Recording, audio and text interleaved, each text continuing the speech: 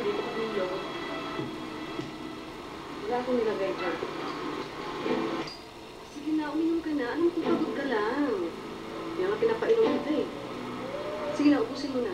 Nagkaroon pala ng kakaibang epekto kay Jerry, ang soft drink na pinainom sa kanya ni Cathy. Nung maubos ko yun, parang bigla na lang